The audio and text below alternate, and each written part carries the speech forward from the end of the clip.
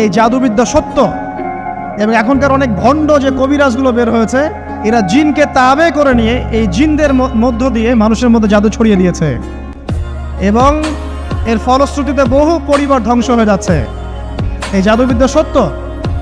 আরও একটা জিনিস সত্য, নবী সাল্লাল্লাহু আলাইহি ওয়াসাল্লাম বলেছেন ইন্না আইনাল হক, চোখের নজর সত্য। নবী করিম সাল্লাল্লাহু আলাইহি ওয়াসাল্লাম বলেছেন চোখের বদনজর সত্য। এই যে আমরা বলি ফেসবুকে এত বেশি ছবি দিয়েন না ভাই, ছবি তুলেন না, ছবি তুলেন না, বারবার যে বলি নিষেধ করি। কারণ কি জানেন? একটাই কারণ, বিকজ চোখ লাগাটা সত্য। মানুষের চোখ লাগে, এই কথা শুনলে অনেক মজুমদাররা হাসবে না? কথা বুঝতে পারেন নাই? কিন্তু এটা সত্য, কারণ নবী করিম সাল্লাল্লাহু আলাইহি ওয়াসাল্লাম যা বলেছেন সাদাকাল্লাহু ওয়া সাদাকা রাসূলুহুল কারীম। নবী যা বলেছেন, আল্লাহ যা বলেছেন চিরায়ত সত্য, এর বাইরে কোনো সত্য আছে? আচ্ছা দেখেন, আমি বললাম যে জাদুবিদ্যা সত্য।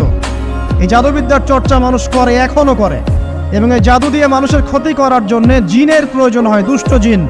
এই জিনগুলোকে মানুষ তাবে করে মানুষের ক্ষতি করার চেষ্টা করে। দেখবেন এখন গ্রামে গঞ্জে শহরে সব জায়গায় ছড়িয়ে পড়েছে না? দেখবেন, খুব সতর্ক থাকবেন। আমি পরে সলিউশন বলছি আপনাদেরকে।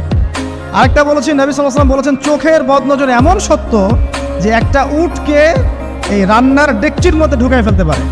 মানে একটা উট খুব সুন্দর, ভালো, আপনি দেখছেন মাশাআল্লাহ বলেন নাই, নজর লেগেছে, উটটা মারা গেছে, দেন তারপর তাকে জবাই করে খেয়ে ফেলতে হয়েছে। একজন সাহাবী গোসল করছিলেন, গোসল, এটা হাদিস সহিহ। এই আলেম ওলামা যারা আছেন তারা জানেন যে এই হাদিস সহিহ। একজন সাহাবী গোসল করছেন,